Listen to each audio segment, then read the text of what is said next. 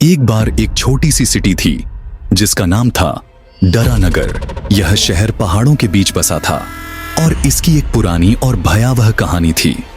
कहते हैं कि एक जमाने में यह शहर एक समृद्ध जगह था, पर एक रात ऐसी हुई जिसने सब कुछ बदल दिया।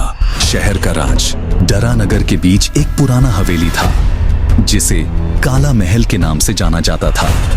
लोग कहते थे कि वहां कभी एक तांत्रिक रहता था जो अमृता और शक्ति के लिए काली विद्या का प्रयोग करता था। उसने शहर के लोगों को अपनी शक्ति के लिए बलि चढ़ाया और एक रात तांत्रिक की पूजा के दौरान हवेली में आग लग गई। उस आग के साथ तांत्रिक और हवेली में जो भी था सब बर्बाद हो गया। पर कहते हैं कि उस तांत्रिक की आत्मा वहां से कभी नहीं गई। आज भी जो भी रात के समय उस हवेली के पास से गुजरता है उसका कुछ न कुछ अनर्थ जरूर होता है। शहर में डर। एक दिन कॉलेज के 4 दोस्तों के एक ग्रुप ने सोचा कि वे काला महल की सच्चाई जानने जाएंगे। शहर के लोगों ने उन्हें रोका पर उन्होंने किसी की बात नहीं सुनी। वह रात अमावस की थी जब वे हवेली के अंदर गए। जब वे अंदर गए तो हवेली बिल्कुल खाली और शांत थी।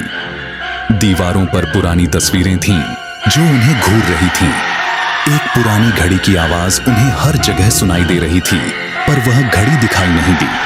तभी एक दोस्त राघव ने एक पुराना दरवाजा खोला और नीचे का एक गुप्त द्वार मिल गया।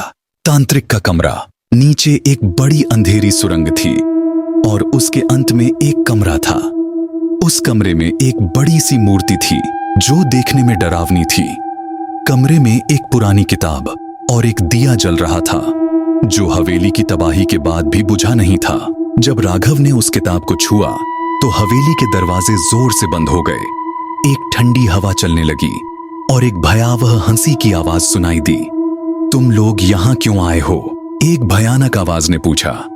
दोस्तों ने वहां से भागने की कोशिश की पर उनका हर रास्ता बंद हो चुका था। एक एक करके सब कुछ अंधेरा हो गया और फिर अगले दिन वे लोग कभी नहीं मिले। शहर की कहानी आज भी जिंदा है। आज भी जो भी उस हवेली के पास जाता है उन्हें उन 4 दोस्तों की चीखें सुनाई देती हैं। डरानगर के लोग कहते हैं कि वह हवेली एक श्राप है जो कभी खत्म नहीं होगा। कहते हैं अगर किसी दिन तुम डरानगर जाओ और काला महल के पास जाने की हिम्मत करो तो ध्यान रखना शायद तुम वापस ना आ सको।